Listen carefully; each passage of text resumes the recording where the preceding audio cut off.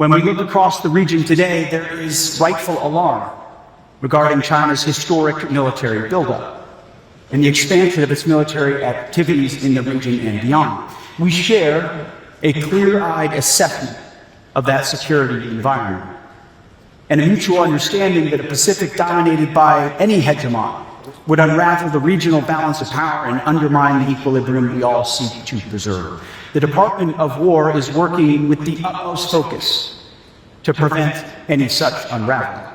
It's our essential responsibility at the department to ensure that the President is always negotiating from a position of unquestionable strength in order to sustain peace here in the Pacific and around the globe. To ensure our military might preserve stability, we will pair it with a clarity of intent, which is why we are meeting more frequently with our Chinese counterparts. By maintaining open lines of military-to-military communication, we can coordinate, deconflict, and reduce the risks of miscalculation. This dialogue is not a sign of capitulation in either direction, but a practical guardrail, ensuring the relationship our leaders seek at the top is preserved at every level. And while a decent peace is our goal, make no mistake, America is a Pacific nation, and we insist that China respect our long-standing position in the region, and not just insist, but maintain the manifest military strength to underwrite it.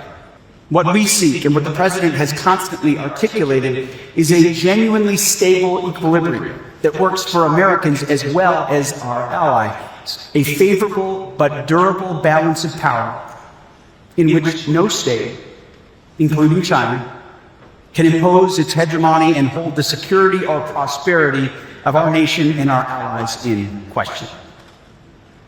The United States seeks to preserve the conditions that have long underwritten peace and prosperity in this region.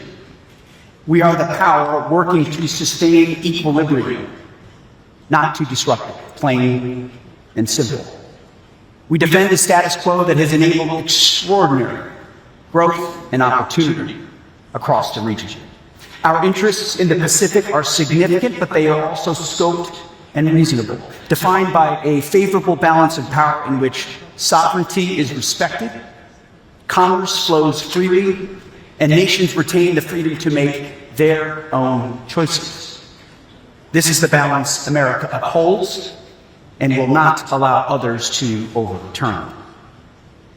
Under President Trump's leadership, relations between the United States and China are better than they've been in many years. President Trump and this administration seek a stable peace, fair trade, and respectful relations with China. It's not a coincidence that this has happened. Strong, quiet, but clear is the right recipe for stability.